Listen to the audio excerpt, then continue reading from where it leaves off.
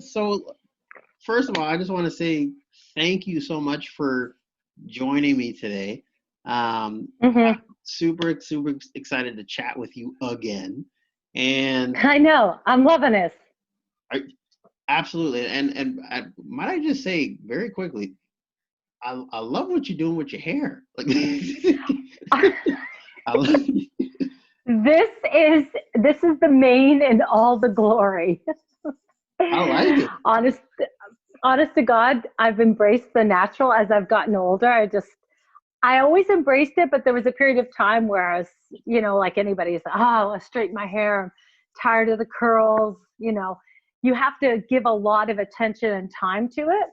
And I think it's symbolic with the time that we're going through in our lives right now, where, if it's like women usually say, oh my God, my hair takes too long. What is too long anymore? If your hair takes an hour, then that's an hour of self-care and time that you spend on yourself to Mm, feel good and to give praise kind of to the crown on your head, which your hair is like the crowning jewel. And women are just like in this whole bun mode. And I think it's representative of the fast forward culture. It's like women used to be able to have time and they'd set their hair and they would sleep on it and they would, and they'd get up and they would just pin it and they wouldn't be sweating and working out in it.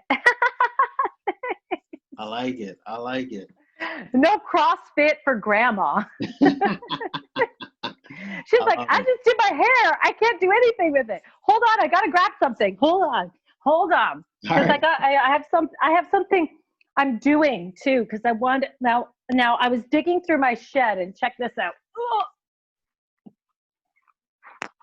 What is all that? 22, 22 of these, and I'm going to be giving them away on my Instagram. I'm giving one away every day starting November 1st, and it's like signed books. And I was like, you know what? There's 22 books there that I didn't know I had, so I'm just going to give them away. What's the book? What's the book? So everybody knows. 365 Days Single: Confessions of a Serial Monogamist. I It's like my it. it's my second book that kind of tells you about different types of men out there and how you can navigate your way through the world. So I'm basically on Instagram. I'm going to have people just tag their friends, and every day I will draw a name, and it'll just be like shipping and handling. You pay is like $5 or whatever in Canada, but you'll get a really cool new book signed by me that will hopefully help you through your dating life. I love it. I love it. Okay, well, You know? let's jump right into this then because Oh, there you you've been talking a lot about dating. I've seen you pushing a lot of information about dating, tips and tricks on the social. And go. Yeah, I wanted to, bring you on here today to have a dialogue, a conversation about that because I mean, obviously sure. we're in a largely changing world, with this pandemic, with people being in isolation. How do you go about dating right now It's during this okay. Well, time? here's the fast forward. So today, Tinder just announced through the news media wire that they have added a face-to-face date chat that allows you to have a quick video date with somebody if you meet and match with them. So they're already jumping ahead of what's needed to happen in the dating world when you cannot make safe contact with people. You shouldn't, anyways. Um, so I think that that's a great step. I think in the right direction for helping people. Here's kind of what has happened in the dating world. And you're married, baby, another beautiful child on the way. You married a beautiful girl who looks like she's loaded with talent and I did. just, I did. some people are self-aware to the point where, and you're blessed. Your journey is the one which is taking you in your path, and everybody has their own journey. And I think some people, um, get into this dating world, and today's dating world is vastly different from dating when I was in my early 20s, when, I mean, cell phones were just coming out, but they were so huge and there was beepers, like pagers were the biggest thing. I mean, that group in the 90s had that song, Beat Me 911. It's like the world has evolved into this, and just like really rapidly. So I think in the dating world right now, for me even, men and women are forced to communicate. Come back to the days where in the 80s, I used to sit on the phone and the phone would be like a mile long and I'd be in the closet and I'd be talking to like my boyfriend, and somebody pick up the phone and be like, "Get off the phone. I'm on the Topical. phone. Get off the phone." And they'd be like, hang up. You're like, "Damn it." And you used to be like somewhere and you'd be like, "What time is it?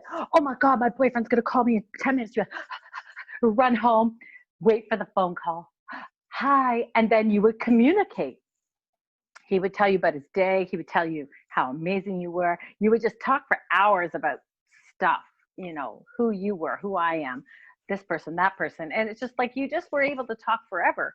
And now in the dating world, we're forced to be authentic. And it's like one of those really rapid, like slaps in the face, because we've been kind of on this path of, uh, uh, sending pictures to each other, inappropriate pictures. We've evolved into this world where it's like, "Hi, how are you? Here's my appendage. Hi, how are you? Here's my everything." And then you go on a date, you sleep together, and then it's over.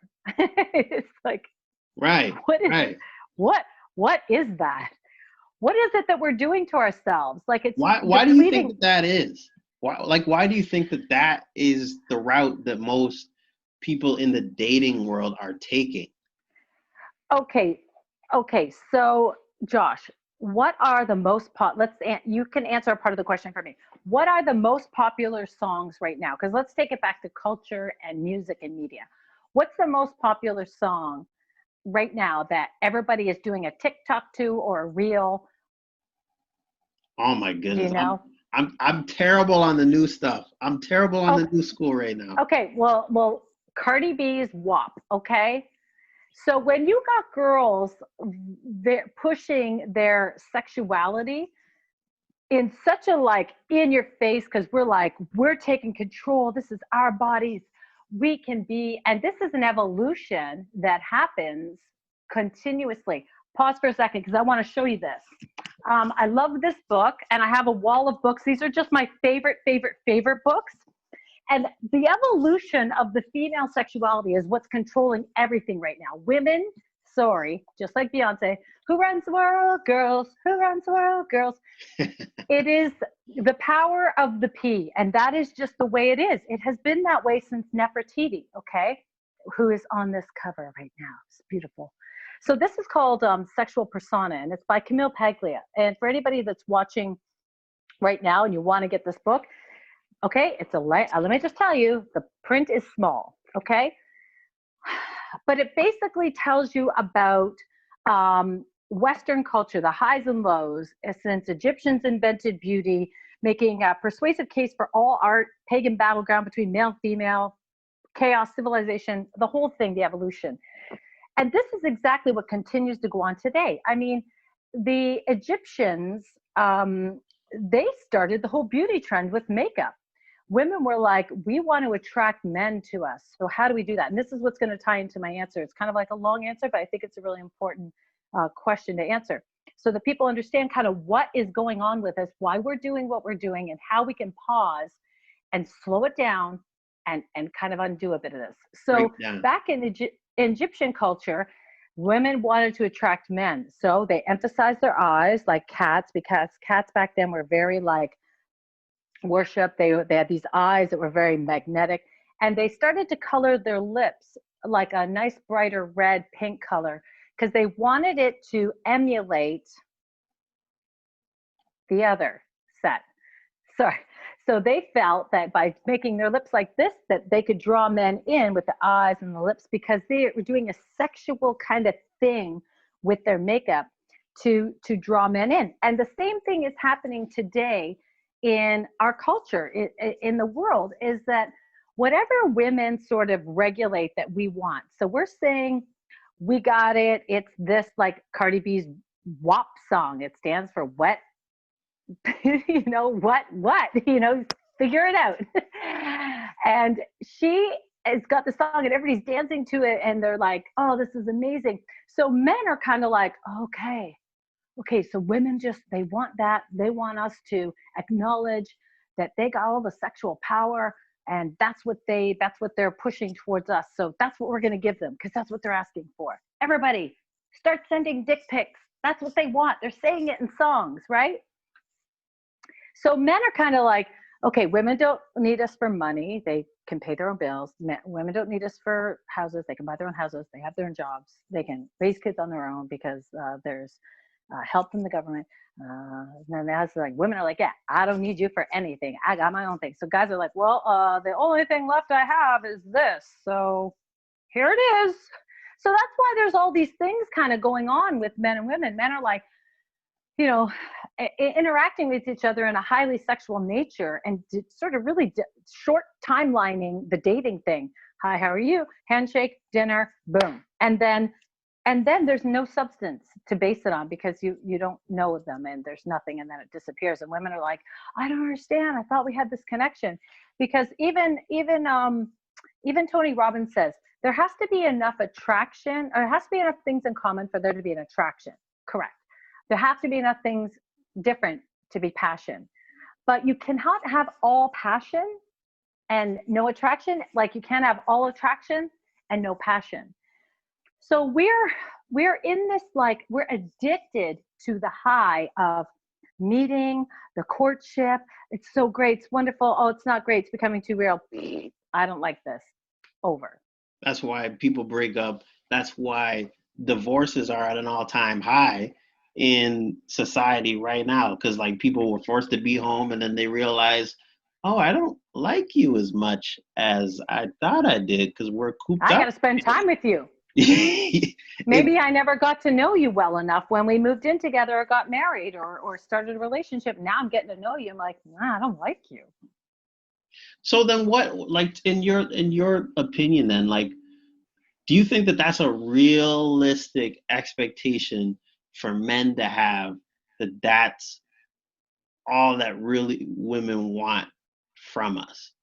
Because No, you laid out all those things that women don't need us for. So right. do you think that's a realistic expectation for men to have, that all women really need us for is to like have fun and be pleasant?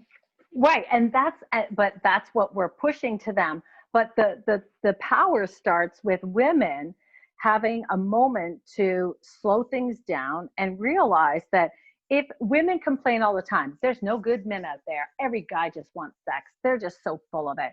Guys don't take care of their bodies. We're in such conflict as women right now. We say, oh, men don't take care of themselves. Oh, guys who work out are douchebags.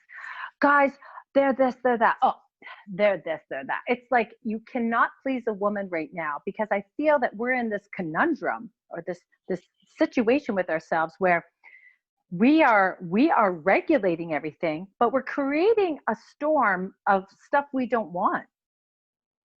So if we spent time with ourselves, read, maybe started to work on ourselves a little bit, the inside stuff, and maybe didn't focus so much on the outside, they're fixing, getting your brows microbladed, getting your lips filled up, getting your breasts augmentating. It's like all this exterior physical stuff we're focusing on, because women feel, oh, that's where the power is. Because if I am deemed the most beautiful, or if I have the most this or that, or if I look a lot like Kim Kardashian, or if I look a lot like this girl or that girl, they have power, they have attention, they have attraction.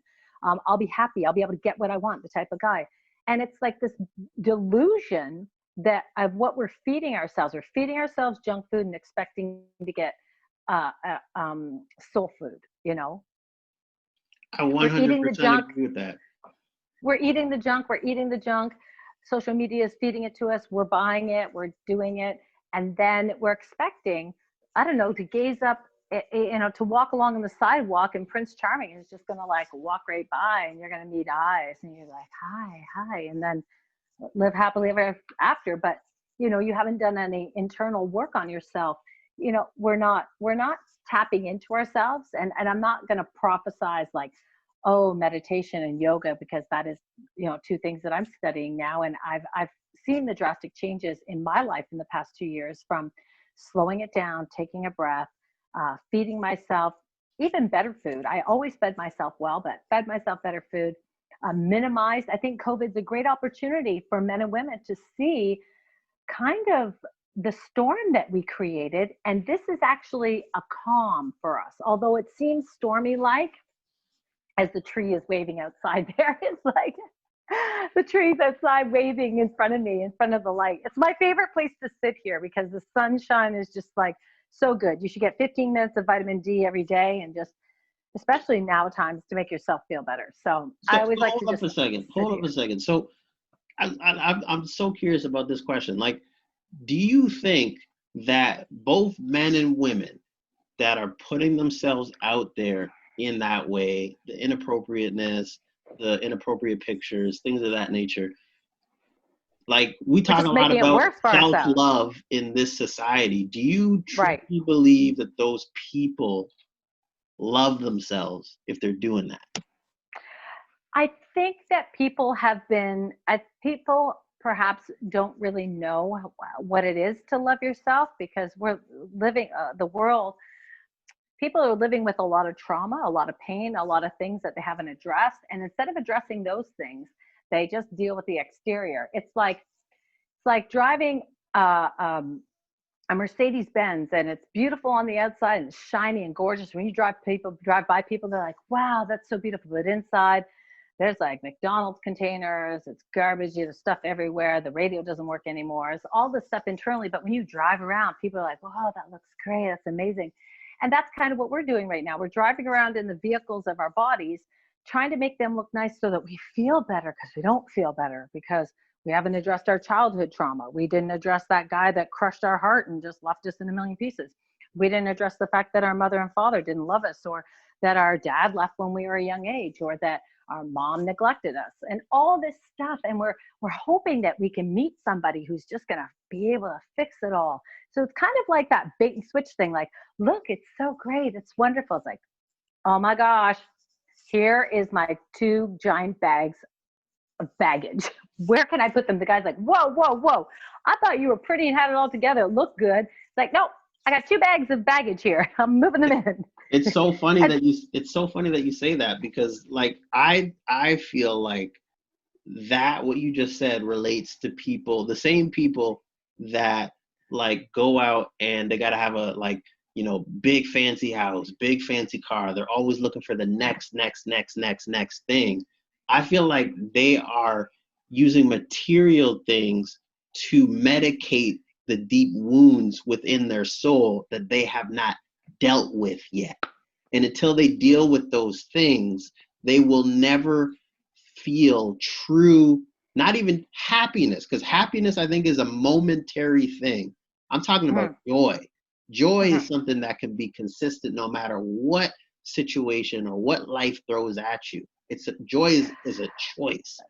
It's a sickness that's gone on in the world right now. And that's why it's so metaphoric that there's a virus that's spread throughout the world that's keeping us not able to physically touch each other, not be in the same room, not to connect, not to contact. And we're forced to just communicate by phone, by video. And when we meet with intention. We're like, okay, we're going to meet. I'm going to talk for half an hour and try to get caught up, get caught up. And I think that what we need to do is to start giving each other accolades for the right things that you do in your life. You know, we're so impressed by those things that you just spoke of, like the big house, but our values have greatly just been disintegrating to the point where we're just using and using and using. We're like almost like drug addicts, addicted 100%. It's an to addiction. we're addicted to so many things. And the psychology behind social media too is you have to carefully use it, right? You can't be on it all the time in that, because they've used it and manipulate it in such a way for the psychology of us to be addicted to it, to go back for the likes, to go back for this, to go back for that, and pose the best picture. And now we're starting to shift a bit, because you see like women posting pictures like, here's how I looked this morning. And they're like, actually, here's me sitting. It's like, this is me sitting. And it's like, actually, I'm like this. So there's some shift happening there with men and women where they're trying to show like the reality of life. But a reality is ugly. Nobody wants to look at that. I don't, most people don't want to see someone sitting on a video crying like, oh my God, my whole life is falling apart, right? Because people are like, ooh, that's not nice. I don't like that. Where's the nice stuff? We're used to the nice stuff. Don't like that. Delete that. We don't want to see and feel and see the beauty in the ugliness of life, in the pain that we suffer, because we can grow from it. And flowers grow from shit. You know, vegetables, fruit, things grow from the earth. You spread it, cow manure. You know what I mean? Like, so we grow 100%.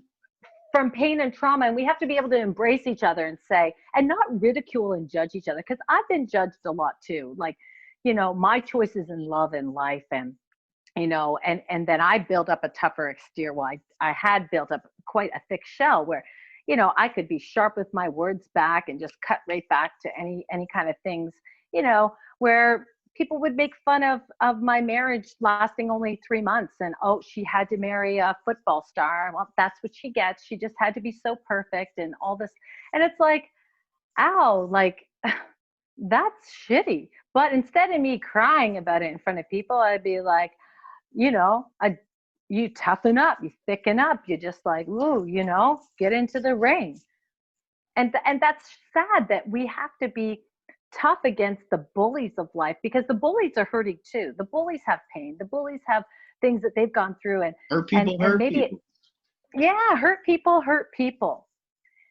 And we have to kind of stop the cycle, and each individual person has to kind of do their due diligence every day and kind of go, okay, what can I do to bring a bit of soul back to my life? Okay, you know what, today, it's funny, but we can't wear lipstick anymore. We have to wear masks. The only thing you can see is our eyes, which are, deemed the windows of the soul.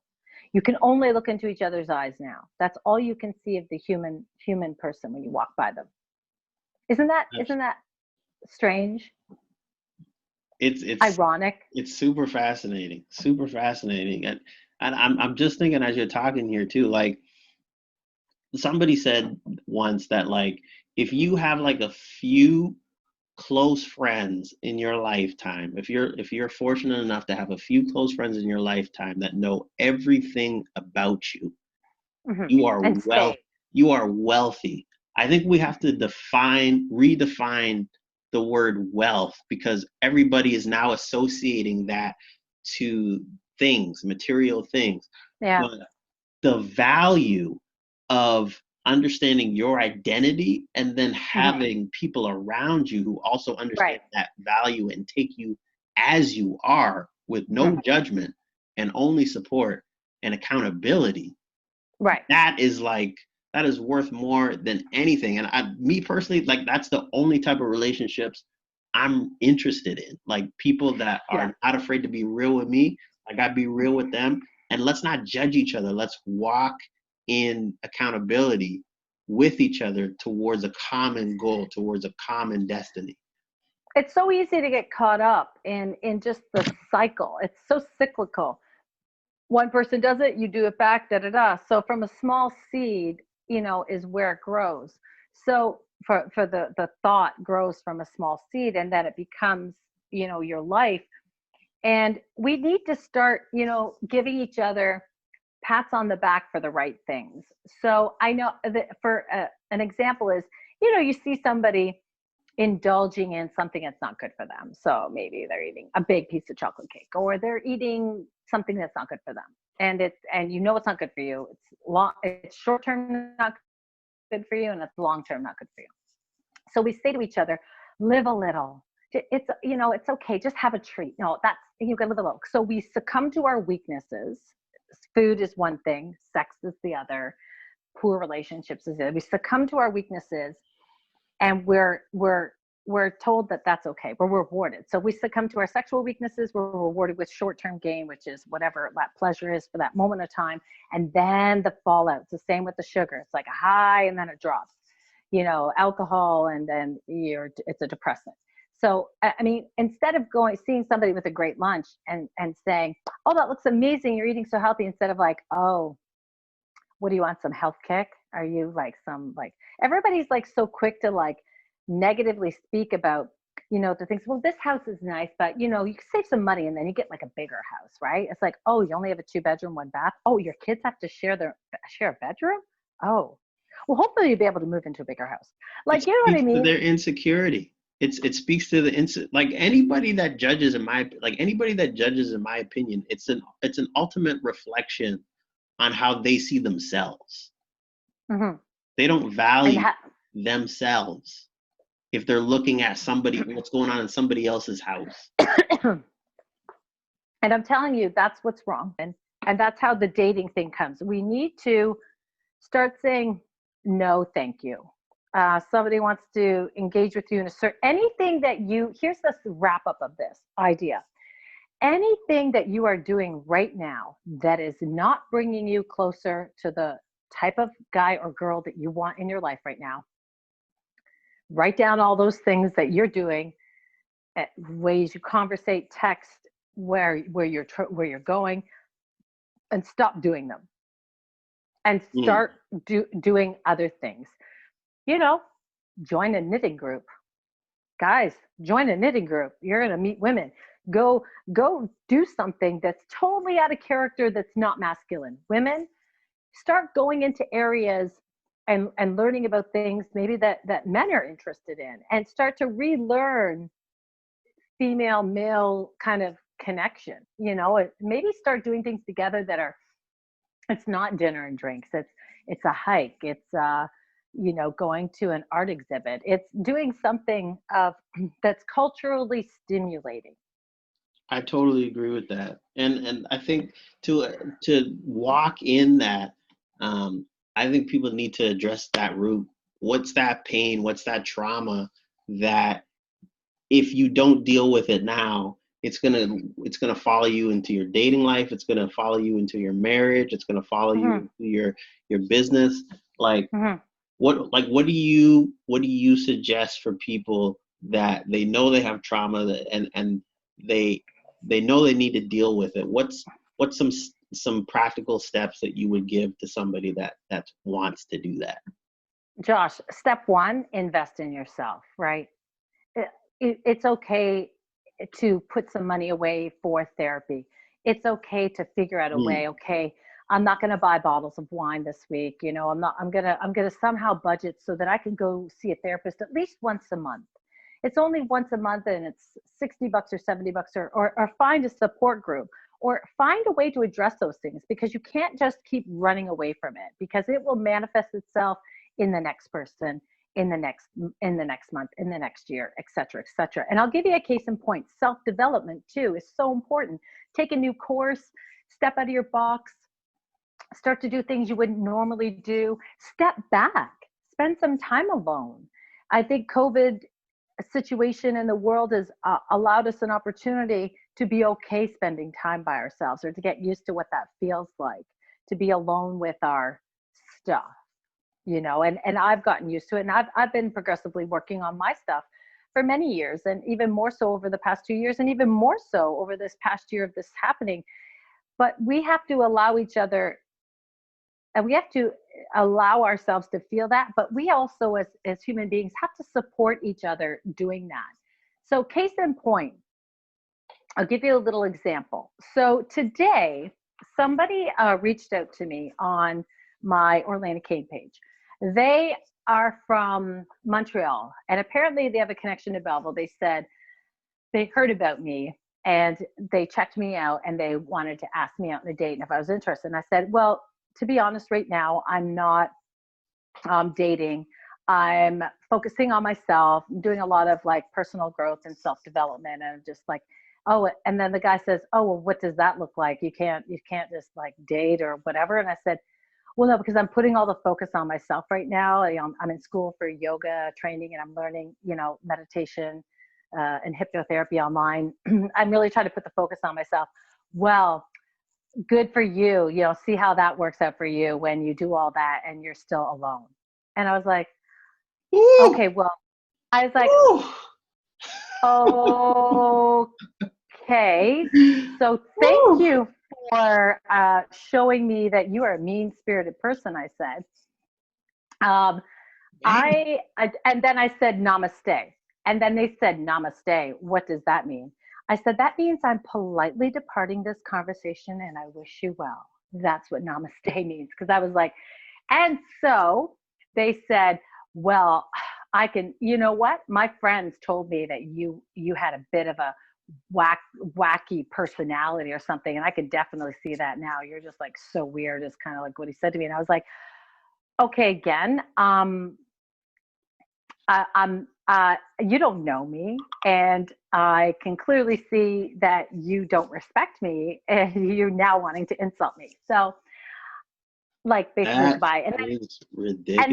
And then he said something else, like along the lines of like another sort of mean thing. He said one more mean thing, and to which I finally was like, okay, you know what? Who the beep do you think you're talking to? I said, you don't know me. Do not message me, ... again. So there are guys like this out in the world, plentiful, that don't like women who are focusing inward. So they'll cut you up, belittle you, and talk you down. And some women who might be weak and constantly still leaning on that exterior life where they've gotten addicted to, it's like a drug dealer. It's like, what? Women are becoming self-aware and their minds are clicking on again. And it's not all about the, the junk in the trunk and all that. Oh no, we don't like that kind of woman. We want a woman that we can just, have what we want. And we don't have to do any work on ourselves either, because they're not asking. And we don't want them to do work on themselves either, because then that's too much. People that focus on the inside will gravitate towards people that focus on the inside. People that focus on the outside will gravitate to those that only care about what's outside. So time, we just need, the big thing is we need time, which is what we have right now, to, hit the pause button and reset as men and women in the dating world. Start saying no thank you, as I said before, to behaviors and things that aren't good for you. It's too much focus on sex, not enough focus on the real things. Now, that doesn't mean, don't date attractive people, and that's the other side of things, where some guys or girls are just not even doing any work on the outside. They're just letting it go to pasture, because they're like, it's only on the inside that matters. No, it's a balance. It's a balance. It can't be too much water and not enough vinegar to make a great salad, and too much oil and too much vinegar. It has to be a balance. Right? Absolutely. You know what? And like this part I'll just touch on before I let you go is like, I feel like the dating period is supposed to be because like I'm really into like I listen to a lot of podcasts about finances. I'm trying to build wealth. I'm trying to build generational wealth. And not for me, like, so that like my descendants have the same opportunities I did and then some, and to build a legacy.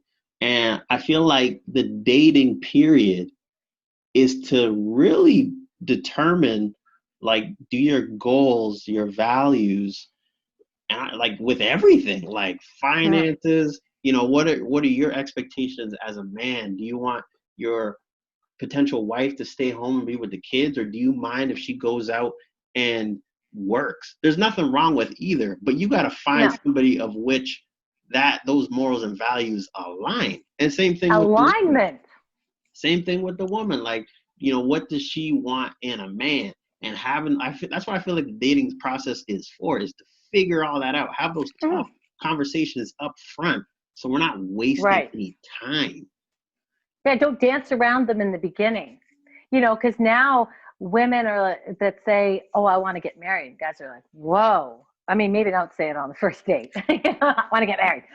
But, have your list of things, create a vision board. Like, what's on your vision board? What do you want? What would satisfy you? And I'm saying this right now. I feel like sex 100% messes with you completing that objective. Once you 100%. Once you give that up, and you're not thinking straight anymore after that. Trust me, I have a couple of dating books that will show you exactly what you said is what happens. You're like, oh, he's so cute. Oh, he's so handsome. Oh, he's so great. Oh, this, that. And then a few months down the road, you're like, I don't like you.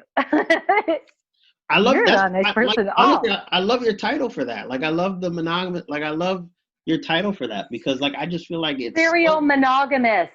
yeah, like Serial monogamist. talk about that because like I feel like people like that's because that's what culture has told us, has taught us, like, you know, giving it up and you're not cool if you're not, and you're weird and wacky if you're not. Let me just share this one little bit with you, okay? Just real quick from this book because I just turned to it and this is such an important thing. It's called Stacking the Deck.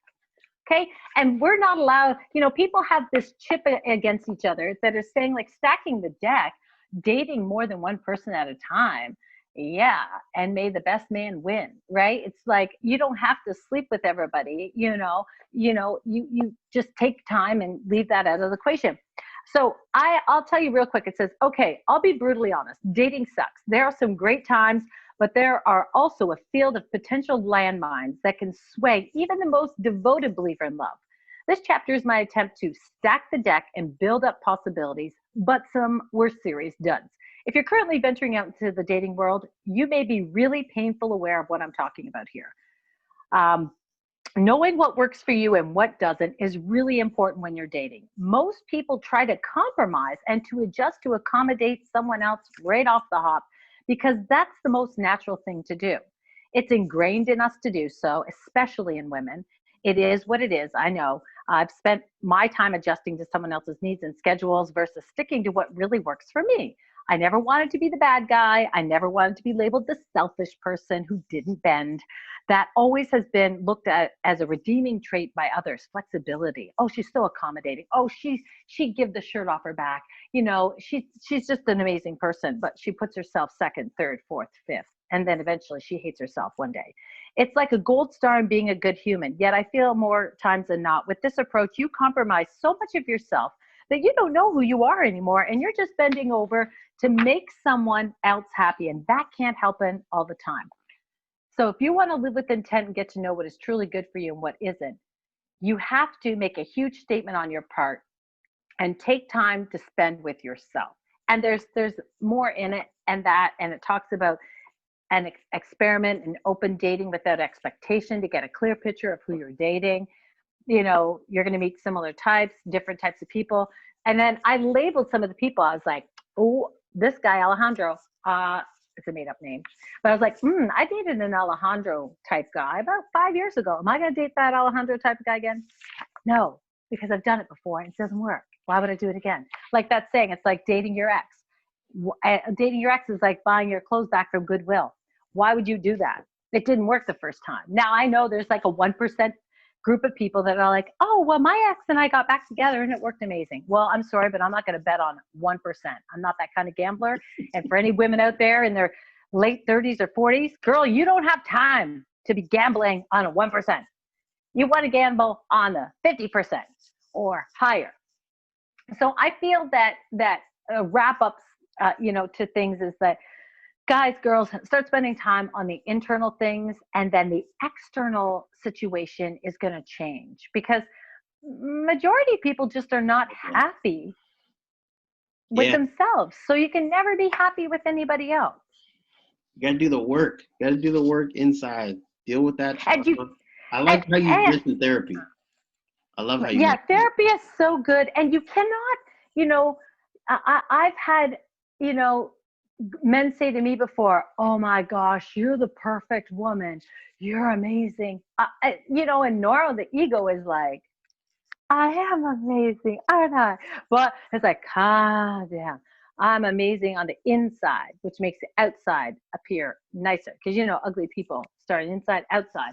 So we all have to sort of just shift things and be like, okay, we can't just date a certain type of person because we think that person's going to make us feel better because of how that person's going to make us look. Men and women need to be aware, the types of people that you've been dating in the past. If it doesn't work, start dating different types of people. Get out of your own way. The end. I know. It's like so simple. Everything you're doing right now, don't do it. Do something different. And it's going to feel so friggin' uncomfortable. You're going to hate it. It's not going to feel good. You're going to have anxiety. You're going to have freakouts. You're going to just like, and you're going to take 2 steps forward and 1 step back. And that's okay. You're going to be like, I'm not going to sleep with anybody I date. You might date 3, 4 guys, and the 5th guy you sleep with. Okay. So regroup. It's okay. Everyone falls off the wagon. Regroup, reassess, because old habits are going to take a long time to undo. Trust me, I've been working this past 2 years on my old habits. And man, I'm telling you, it is uncomfortable. It's like wearing pants that don't fit you anymore. And the pants are the type of people you're dating. So you put those pants on, you're like, I can get them. Oh, okay, they're in. It's like, no, those pants don't fit you anymore. Quit putting them on. 100%. Yeah. You got to do something different. And buy a new pair of pants. There you go. Orlena, thank you so much. I really appreciate you sharing and just talking from a transparent perspective of like what like people in the dating world really need to be looking for, not only just in potential suit partners, but in themselves first. Yeah. Doing that work. And I'm a huge proponent of that. I work, I got some great relationships with some incredible young men, and we get together and we have That's just great. Transparent conversations. That's amazing. Everything about me, I know everything about them, and we just do life together, and it's so fruitful. And like one last thing I'll mention too is like, it's amazing. Saying this last night, like not everything that's in your head is for your potential spouse or somebody that you're dating. Like that's what therapy is for. Your spouse is not your therapist. Your girlfriend or your boyfriend, they're not your therapist. They're your partner. You got to have people around you that can help support you in that way. I really don't hash out your exes. Don't hash out your problems with your ex with your new love interest. Exactly. Don't do that. And as Michael Jackson said, I'm starting with the man in the mirror. There you go. I'm asking him to change his ways. I'm not gonna say. Hey.